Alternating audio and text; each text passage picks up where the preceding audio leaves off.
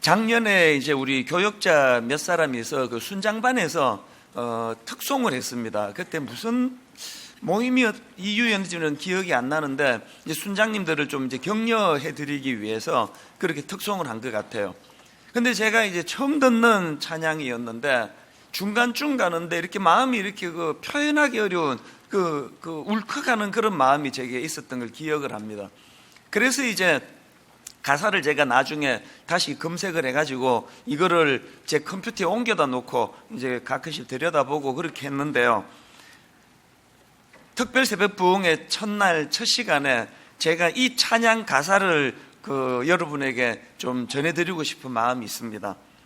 화면으로도 이제 부탁을 했는데요. 내용을 한번 들어보십시오. 참 아름다운 곳이라 주님의 세계는 정말로 내가 나 같고 솔직할 수 있는 곳, 조금이라도 내 의라 말할 수 없는 이곳은 바로 주님의 세계라. 세상은 항상 말하네 그 길이 아니라고. 곱디고 온 길이 있는데 왜 힘들게 사냐고. 단순한 선택조차 내겐 버겁기만 한 곳, 그래도 나는 주님만 따르리. 참 아름다워라 주님의 세계는 저 솔로몬의 옷보다 더 고운 백합, 주 찬송하는 듯 저 맑은 새소리, 내 아버지의 지으신 그 솜씨 깊도다. 더 깊도다. 더 깊도다. 나는 계속 걸어갑니다. 수없이 넘어져도. 사람들의 방향과는 조금 다르다 해도 내가 가는 길이 주가 가르쳐 준 길이니 이곳은 바로 주님의 세계라. 제가 찬양을 듣는데 이렇게 표현하기가 어려운 여러 가지 감정이 교차되는 걸 느꼈는데요. 왜냐하니까 이 찬양에 나오는 이 가사, 세상은 항상 말하네 그 길이 아니라고. 곱디고 온 길이 있는데 왜 힘들게 사냐고. 여러분이 바벨론 같은 이 세상을 그리스도인으로 살아간다 할 때 바벨론에서 그리스도인으로 살아가기에 제일 첫 번째 나오는 세상의 반응이 이 바보 같은 놈들아 왜 그렇게 사느냐고. 조금만 타협하면은 눈 한 번 찔끔 감으면은 편한 길 갈 수 있는데 왜 그렇게 둘러 어리석은 길을 가느냐고. 바벨론에서 제대로 그리스도인으로 사는 사람이라면 이런 비아냥은 그건 당연히 들어야 되는 그런 이야기 아닙니까?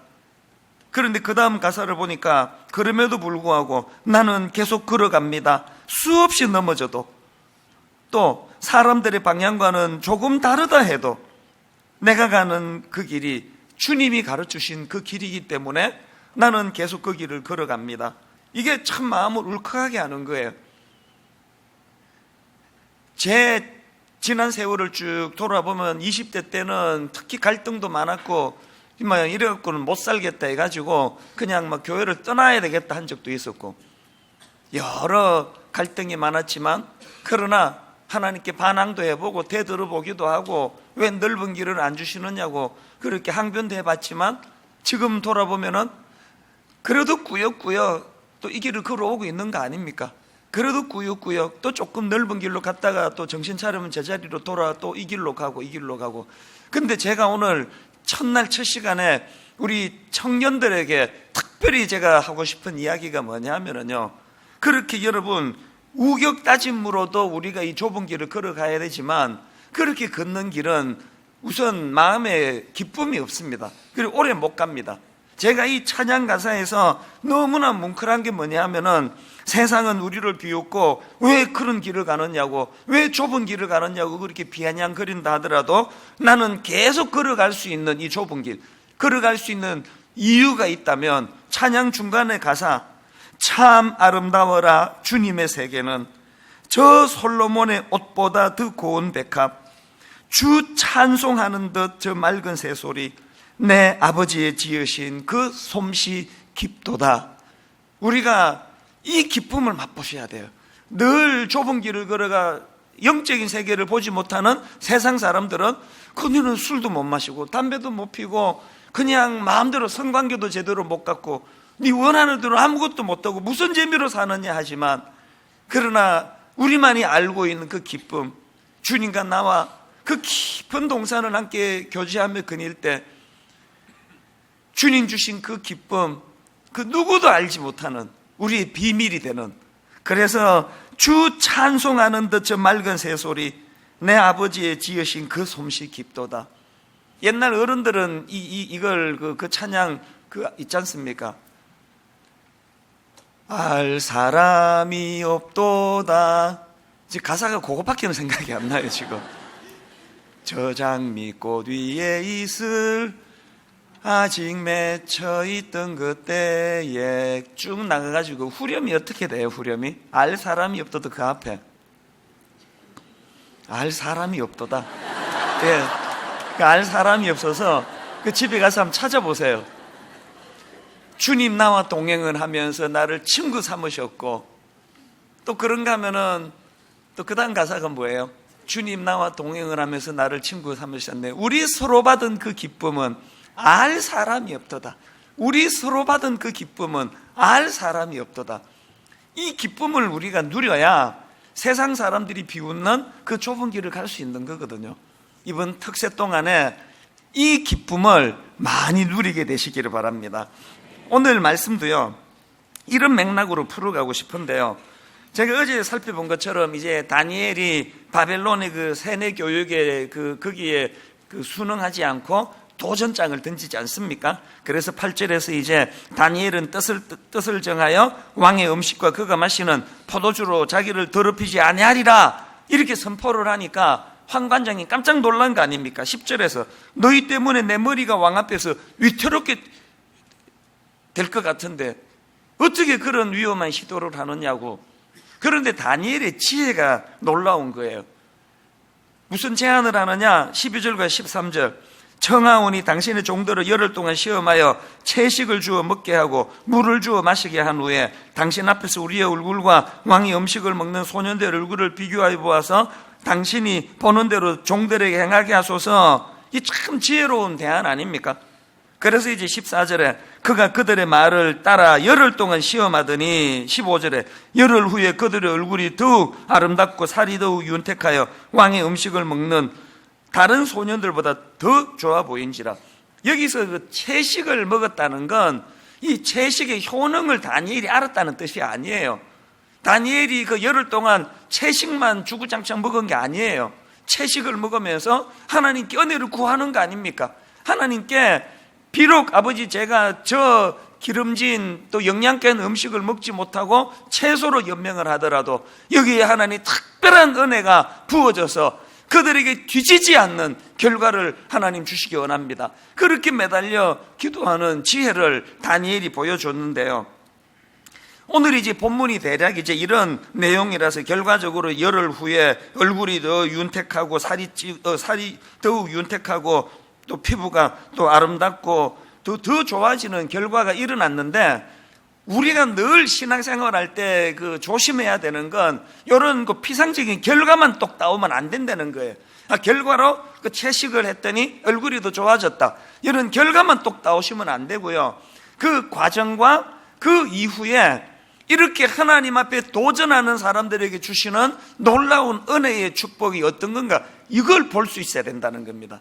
오늘 이 부분을 제가 좀 다루려고 하는데요. 다니엘이 그 악한 세상에 도전장을 던지니까 하나님은 결과적으로 그렇게 승리하게 하실 뿐만 아니라 그 과정에서 그리고 또 그 이후에도 계속되는 하나님의 은혜가 부어지는데요. 두 가지로 제가 정리했습니다. 악한 세상에 도전하는 자에게 주시는 두 가지 축복, 외적인 축복과 내적인 축복이 있는데, 외적인 축복이 뭡니까? 주변 사람의 도움을 받도록 해주신, 다른 말로 만남의 축복을 허락해 주셨다는 거예요. 이 본문의 흐름을 한번 보십시오. 8절에서 다니엘이 뜻을 정하여 왕의 음식과 그가 마시는 포도주로 자기를 더럽히지 아니하리라고, 자기를 더럽히지 아니하도록 황관장에게 구하니 그렇게 결단했더니 바로 그 다음 9절에서 어떤 은혜를 주십니까? 하나님이 다니엘로 하여금 황관장에게 은혜와 긍휼을 얻게 하신지라. 세 번역으로 하나님은 다니엘이 황관장에게서 호의와 동정을 받도록 해주셨다. 대인관계에서 이 두 가지를 얻어내야 돼요. 저는 아버지로서 우리 딸들에게, 우리 아들에게 정말 저는 우리 아이들이 저를 호의와 동정으로 봐줬으면 좋겠어요. 이 우리나라는 이게 좀 잘못됐습니다. 아버지는 그냥 막 권위로 서 있어야 되고 흠도 티도 없어야 되고, 자식들은 그 아버지의 그 흘려보내는 호의를 또 동정을 받아먹는 거라 생각하지만 아니에요 사실은. 우리나라 권력도 저는 문제라고 생각하거든요. 대통령은 막 흠도 티도 없는 완벽한 사람이 되고 그 엄청난 능력을 백성들에게, 국민들에게 흘려보내줘야 된다고 생각하는데, 진짜로 이 나라 대통령이 국민에게 받아야 되는 건 호의와 동정이에요. 정치하다가 실수를 해도, 뭘 하다가 좀 이렇게 잘못된 길을 택하더라도 국민들이 그를 전적으로 신뢰하기 때문에 여전히 호의와 동정을 그 대통령에게 베풀어 줄 수 있는 나라가 건강한데, 우리나라는 초반에 막 엄청 인기 높다가 점점 이거를 까먹는 구조가, 역대의 이 구도를 한 번도 깨트린 적이 없거든요. 담임 목사도 마찬가지예요. 제가 여러분에게서 얻을 수 있는 가장 큰 축복은 호의와 동정이에요. 제가 무슨 실수를 해도, 제가 여러분 앞에 무슨 부끄러운 잘못된 자리에 빠져도 호의와 동정으로 저를 대해 주신다면 그것이 가장 큰 만남의 축복의 은혜 아닙니까? 부부관계에서 청년들 잘 들으세요. 사랑이 가정을 유지하는 요소가 아니에요. 가정은 상대방 배우자의 호의와 동정으로 이루어지는 거예요. 여러 가지 실수를 많이 하는 나 같은 못난 남편에 대하여 하나님이 그에게 호의와 동정을 주심으로 말미암아 가정이 유지되는 거거든요. 그 꼴보기 싫은 걸로 가면 1년도 못 삽니다. 늘 강조하잖아, 청년들한테. 죽으라고 고르고 그러지 마요. 삶은 다 똑같아. 한 달 좋자고 그냥 죽으라고 고르는 건데요, 살아보면 모든 남자들이 다 똑같아. 모든 남자들이, 모든 여자들이 다 똑같은지 아닌지는 내가 안 살아봐서 모르겠는데요, 적어도 내가 아는 건 모든 남자들은 다 똑같아요. 그래서 이 남자가 얼마나 완벽한가, 이 여자가 얼마나 내게 좋은가로 그렇게 시작하는 가정은 다 깨져요. 상대방이 어떤 연약한 상대에든 관계없이 하나님 은혜가 임해서 호의와 동정으로 상대방을 바라보게 될 때 그 가정이 살아나거든요. 다니엘에게 호의와 동정. 여러분이 잘 아시는 구약의 요셉도 마찬가지 아닙니까?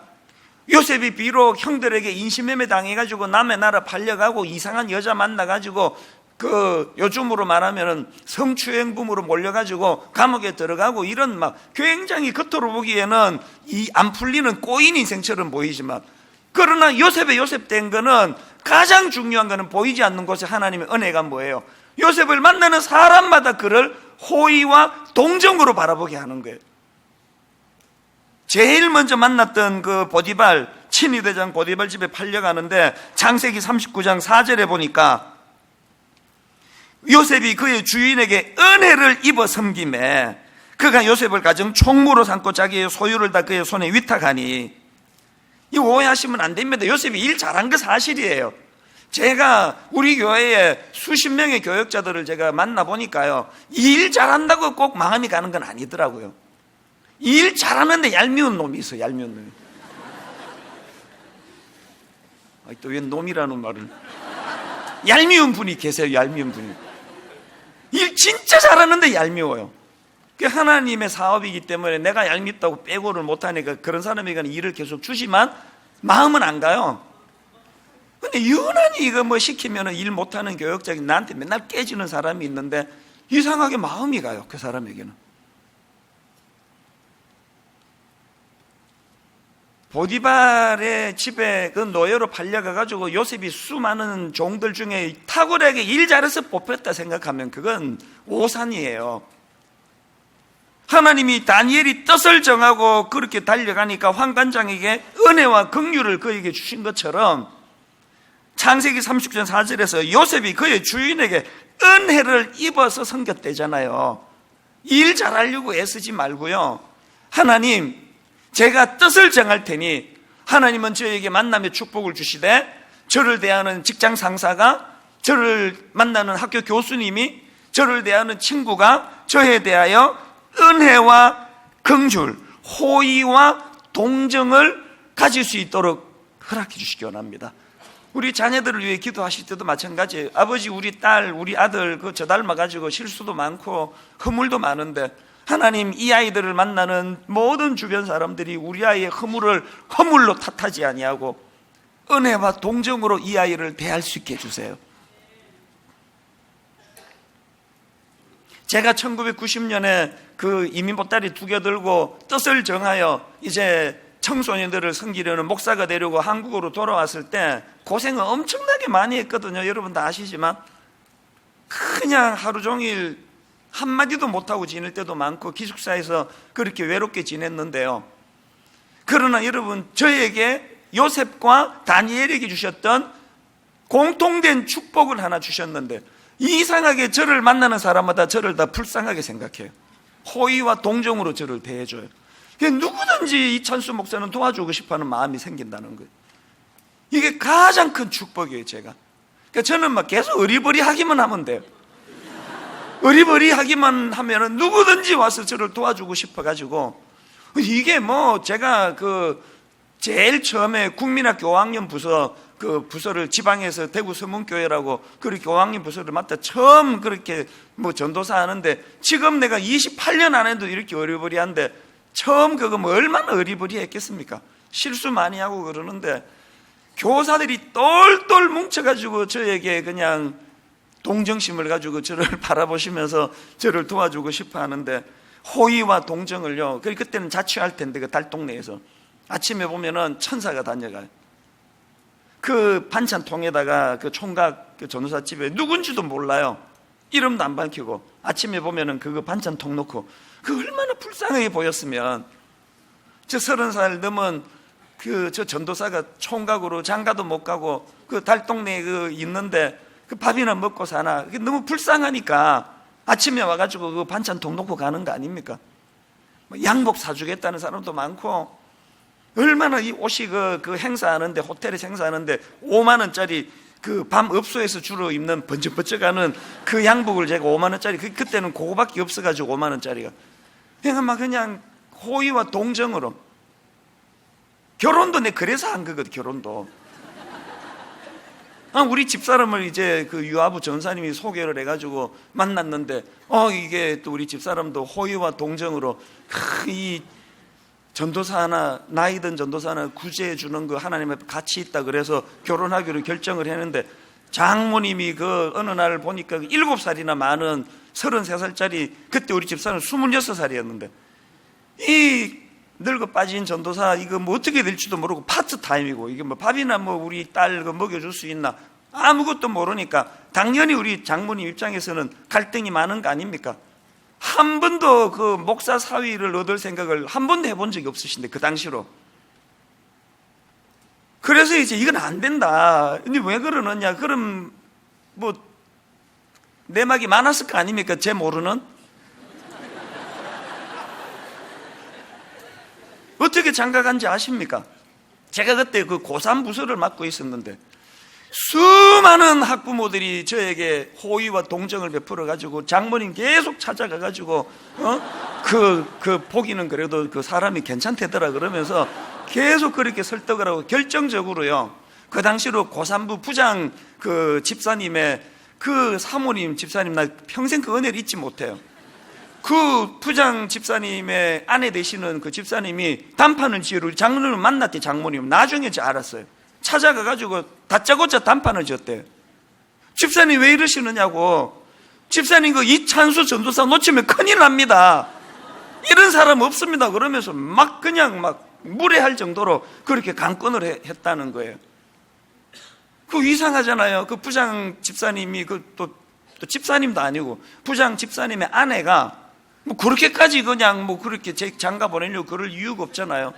하나님이 그분에게 저에 대하여 호의와 동정을 베풀도록 그렇게 은혜를 주신 거거든요. 그리고는 그 부장 집사님은 이제 우리 집사람 만나기로 이제 선보기로 한 일주일 전에 갑자기 저를 부르더라고요. 따라오세요 그러더니 안경집으로 가더니 목사님 얼굴도 큰데 그런 안경 쓰시면은 그 선보다가 100% 퇴짜입니다. 그러면서 안경도 맞춰주시오. 안경도. 그 부장 집사님이 저에게 그렇게 그냥 그 고급 안경을 맞춰주시는 거기에는 하나님이 그분을 통해서 저 이찬주 저 불쌍하잖아. 저 가족 다 미국에 있는데 저 장가도 못 가고 이번에 네가 좀 도와줘라. 그 은혜와 동정을 허락해 주셨기 때문에 그 과정에서 제가 우리 집사는 그래서 이게 제가 농담이 아니고요. 장모님 마음이 흔들리면은 또 장모님 친한 친구분이 그때 제가 가르치던 제자의 엄마예요. 학부형이에요. 또 가가지고 설득하고 마음이 흔들리면 또 어떤 권사님이 와서 또 설득하고 설명하다 보니까 이게 또 뭐 엄청 제가 모자라는 넋주로 결혼한 것처럼 뭐 그 당시엔 그랬습니다. 분당 우리 교회를 개척하고 성도님들의 그 저를 향한 그 하나님의 은혜로 말미암아 호의와 동정이 없었다면 벌써 쫓겨났을 거예요. 이번에 이 성대, 저는 지금 제가 이 새벽에 이 카랑카랑한 소리가 나오는 게 난 도저히 이해가 안 되거든요. 어제 주일 보냈는데 어제 또 막 소리 질렀잖아요. 이게 그냥 막 하늘에서 초자연적으로 천사가 고쳐준 게 아니고요. 이 목소리가 이렇게 되기까지 너무나 많은 고마운 성도님들의 이 호의와 동정이 있었거든요. 한의원 하시는 우리 집사님 막 연락 와가지고 약 드셔야 되기 목에 좋은 거 약 있다고 막 한약 드셔야 된다고 그 괜찮다고 막 그러는데 막 계속 한약 드셔야 된다 그러고 있는데 목포에서 한 의사가 기습 공격 아예 보내줬어요. 목포에서 자기가 이 성대에 좋은 약을 개발했다 그러면서 하루에 2번씩 먹어야 된다 그러면서 약을 이렇게 한약을 아예 보내줬어요. 약사 하시는 집사님은 또 무슨 목에 좋다는 약 이만큼 또 어제도 갖고 오셨고 또 음성 치료 잘하는 이 의사 선생님을 소개해줘가지고 지금 막 복식호흡 연습하고 계속 내가 나오기 전까지 연습하고 부 막 이러면서 계속 내가 이제 목을 다듬고 있거든요. 여러분 막 그냥 목이 다 쉬어 빠지고 성대 결절이었다가 기도하니까 싹 낫고 이런 어떤 초자연적인 은혜만이 아니에요. 너무너무 고마운 주변의 사람들이 저에 대하여 은혜와 동정을 가지고 그 호의와 동정을 베풀도록 여러분이 뜻을 정하면 하나님은 황관장과 같은 주변의 사람들에게 여러분에게 호의와 동정을 받을 수 있도록 그렇게 은혜 주시는 줄 믿습니다. 여러분이 하나님 앞에 기도해야 되는 거, 아버지 제가 오늘 하나님 앞에 뜻을 정하기 원하는데 하나님은 주변 사람들의 마음을 움직여 주셔서 저에게 호의를 베풀 수 있도록 저에게 동정심을 가지고 저를 긍휼히 여길 수 있는 마음을 주시기 원합니다. 이게 첫 번째 축복이에요. 그런가 하면은 두 번째로 그 외적으로는 그런 만남의 축복, 주변 사람의 그 호의와 동정을 허락해 주시고요. 그런가 하면 우리가 뜻을 정하면 하나님은 두 번째로 내적으로 필요한 지식과 지혜와 통찰력을 주십니다. 17절 하나님이 이 네 소년에게 학문을 주시고 모든 서적을 깨닫게 하시고 지혜를 주셨으니 다니엘은 또 모든 환상과 꿈을 깨달아 알더라. 다니엘이 뜻을 정하니까 열흘 동안 채소만 먹고도 그 학문과 그 모든 부분에 뒤지지 않도록 하시기 위하여 학문을 주시고 서적을 깨닫게 하시고 지혜를 주셨다 그랬는데요. 여기 나오는 그 학문을 주시고 모든 서적을 깨닫게 하시고 지혜를 주심, 여기 나오는 학문은 원어로 보면은 지식이라는 뜻이에요. 김혜근 교수님이 쓴 하나님 나라 신학으로 읽는 다니엘서라는 책이 있는데요. 내용을 한번 들어보세요. 지식은 여호와를 경외하는 자에게 주시는 하나님의 일반 은총이다. 그것은 인격적인 하나님이 이 세계를 창조하실 때 정해두신 법칙과 원리를 통달하고 해박하게 이해하는 능력이다. 그 다음 들어보세요. 지식은 인격적인 창조주 하나님에 대한 친밀한 알을 통해 곧 하나님을 경외하고 예배하는 삶을 통해 받아 누릴 수 있는 하나님의 선물이다. 하나님은 경건하고 의로운 내 소년에게 하나님이 지으시고 운행하시는 이 역사와 세계에 대한 깊은 통찰력을 주셨던 것이다. 지식이 뭐라고요? 인격적인 창조주 하나님에 대한 친밀한 알을 통해 하나님을 경외하는 삶을 통해 얻는 통찰력이에요. 책을 읽어도요, 이 책이 말하고자 목차부터 읽게 되는 거 아시죠? 머릿말부터 읽게 되는 거 아시죠? 이 책의 전체적인 흐름을 통찰력을 가지고 읽어야지 책이 읽혀지지, 이게 지금 뭐 흐름도 모르고 뭐 어떻게 가는지도 모르고 그렇게 읽으면은 한 30페이지 읽다가 다 그만둬요. 왜 여러분의 지식이 자꾸 단절이 되는지 아십니까?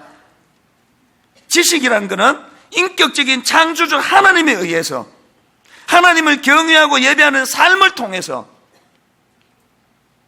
하나님이 지으시고 운행하시는 이 역사와 세계에 대한 통찰력을 가지고 얻어지는 게 그게 지식인데, 하나님을 제해버리니까 파편만 모으고 있는 거 아닙니까?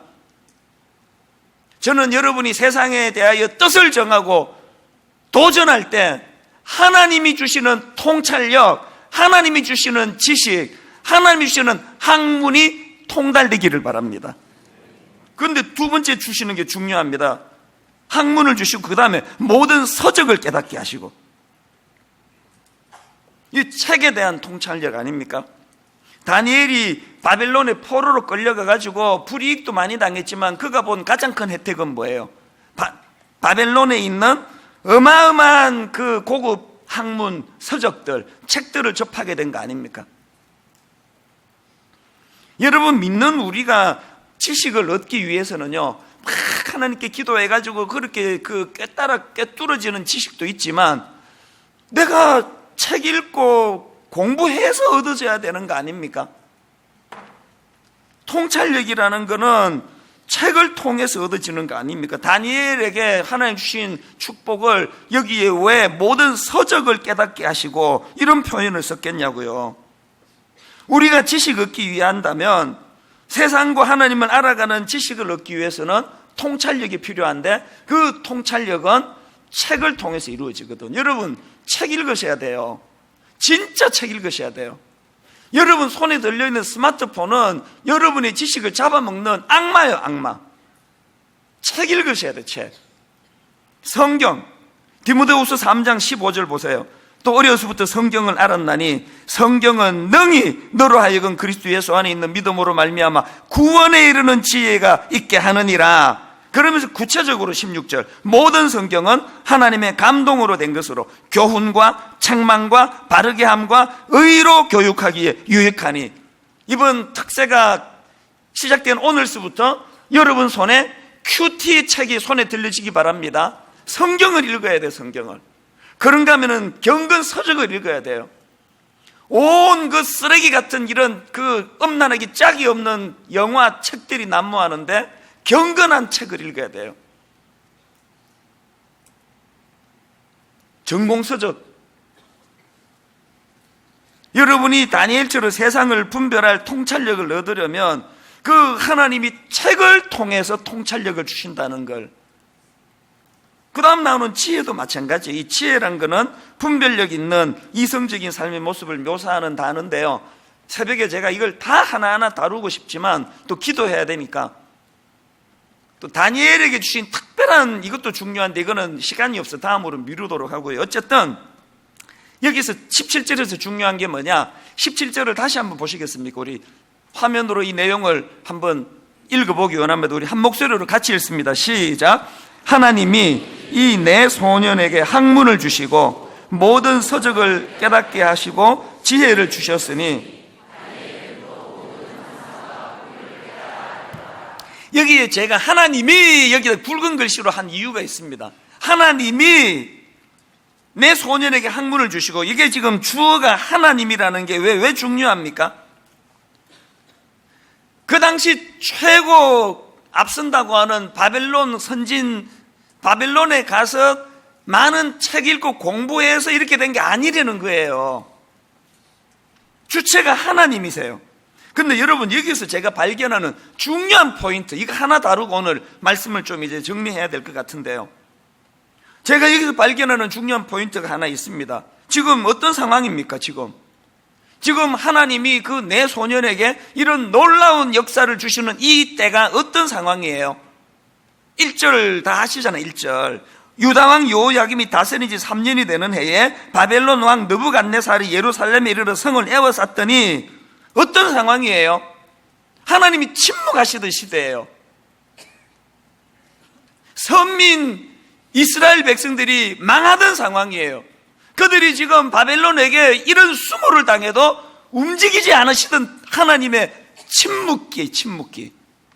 하나님 일하지 않으시던 때인데요. 그래서 나라는 망했지만 그럼에도 불구하고 여전히 어때요? 뜻을 정하고 신실하게 하나님을 의지하는 다니엘과 세 친구들에게는 일하시는 하나님. 이게 17절에서 제가 발견한 가슴 떨리는 교훈이에요. 조국 대한민국 2018년 바벨론에게 망한 오늘 다니엘 1장 1절과 비슷한 시대예요. 침묵하고 계시는 하나님, 교회들마다 무기력하기 짝이 없는 이 현실, 매 주일마다 대한민국 곳곳에 모여 예배는 드리고 있지만 그 예배 현장에서 바로 역사하시는 성령의 역동적인 역사가 잘 보이지 않는 가슴 아픈 시대예요. 아무리 기도를 해도 아무리 매달려도 응답하지 않으시는 것 같은 가슴 아픈 시대를 살고 있습니다. 그런데 놀랍게도 뜻을 정한 다니엘에게는 내가 이 시대에 내가 순응하며 살지 않겠다, 나는 이 시대를 거슬러 올라가기를 원한다, 그렇게 도전하는 다니엘과 그 친구들에게는 여전히 일하시는 하나님. 저는 초자연적인 역사, 우리 시대 잘 안 일어나는 거 별로 불편하지 않습니다. 그러나 여전히 저에게는 하나님이 하나님 되심이 경험되어지도록 작은 이 초자연적인 역사를 저는 경험하기를 원해요. 그 증거 중에 하나가 오늘 이 새벽에 여러분이 듣고 계시는 이 목소리예요. 2주 전에 특세를 11월 달로 옮기기로 했습니다. 소리가 안 나올 것 같아가지고. 그런데 지금 이 본인인 나 자신이 지금 놀랄 정도의 맑은 소리가 이 새벽에 나오는 것을 보면서 여전히 하나님 오늘도 일하시는 거거든요. 누구에게 일한다고요? 이 바벨론에 몸을 닫고 살지만 내가 바벨론에 쩔어 살지 않겠다, 바벨론이 이끄는 대로 내가 끌려가지 않겠다, 바벨론의 유혹에 내 그대로 내가 그렇게 비굴하게 거세당한 돼지처럼 살지 않겠다, 그렇게 뜻을 정한 그 사람에게는 오늘도 하나님이 일하신다는 거예요. 결론을 맺기 원합니다. 한 가지만 말씀드릴게요. 여러분, 오늘 이 장에 나오는 그 다니엘과 세 친구가 부럽습니까? 부러우면 지는 거예요. 부러우세요? 9절에서 하나님이 다니엘로 하여금 환관자에게 은혜와 긍휼을 얻게 하신지라, 17절에서 하나님이 내 소년에게 학문을 주시고 모든 서적을 깨닫게 하시고 지혜를 주셨으니 다니엘은 또 모든 환상과 꿈을 깨달아 알더라. 부러우세요? 내적으로 외적으로 이런 놀라운 은혜를 받는 다니엘이 부러우세요? 부러우시면 여러분들도 다니엘처럼 결단하시면 돼요. 도전하시면 돼요. 더 중요한 거, 그리고 그 과정에서 어떻게 하나님이 일하시는가를, 하나님의 놀라우신, 하나님의 섬세하신 능력과 은혜를 여러분도 맛보시면 돼요. 어제 말씀드린 것처럼 일상 속에서 작은 삶 속에서 작은 경험, 작은 성취감. 빌리 그레함 목사님 세계적인 복음 전도자 아니셨습니까? 빌리 그레함 목사님이 어느 날 기도하고 나오시는데 기자가 시비 걸듯이 물었습니다. 하나님이 계신지 어떻게 알 수 있습니까? 당신은 그것을 어떻게 증명할 수 있습니까? 우리도 맨날 이런 비아냥거리는 질문을 우리도 받지 않습니까? 빌리 그레함 목사님이 그 기자가 하나님이 계신지 어떻게 알 수 있습니까? 당신이 그것을 어떻게 증명할 수 있습니까? 그랬더니 정색을 이렇게 대답하셨대요. 증명하다니요. 저는 지금 막 그분을 만나고 오는데요. 증명하다니요. 저는 지금 막 그분을 만나고 오는데요. 이렇게 대답할 수 있습니까, 여러분? 다니엘이 부러우면, 다니엘이 만났던 그 하나님, 다니엘이 부러우면 그 침묵하시던 그 시대 속에서도 다니엘을 향하여, 그 친구들을 향하여 여전히 말씀하시며 가이드가 되어주시는 그 하나님을 여러분도 경험하게 되시기를 바랍니다. 이번 한 주 내내 찬양을 통하여, 말씀을 통하여, 기도를 통하여 그 신실하신 하나님을 맛보고 경험하는 복된 한 주간 되시기를 주님 이름으로 축복합니다. 우리 다 일어나 보시겠습니까? 우리 맨 첫날 똑같은 찬양 늘 부르는데요, 원래 이 찬양을 좀 바꿔볼까 생각을 했는데 또 마음에 드는 생각이 뭐냐, 여러분 이 찬양 매 우리 첫 시간 불렀던 찬양, 성령이여 임하소서 메마른 나의 심령 위에, 이게 중요해요. 성령이여 임하소서 메마른 나의 심령 위에 은혜에, 주님의 은혜의 담비 내려 날 흠뻑 적셔 주옵소서. 여러분 오늘 이 찬양 부를 동안에 뜨거운 가슴으로 큰 소리로 선포하며 찬양할 때 내 영혼이 목말라 갈망하는 성령이여 임하소서 메마른 나의 심령 위에, 고갈된 내 심령 위에, 건조하고 드라이해지고 갈라진 논과 같은 내 심령 위에 주님의 은혜의 담비 내려 날 흠뻑 적셔 주옵소서. 이런 소원을 가지고 우리 큰 손뼉치면서 큰 소리로 하나님 앞에 찬양하면서 이제 기도로 나아가도록 하겠습니다. 우리 같이 찬양하십니다. 성령이여 임하소서.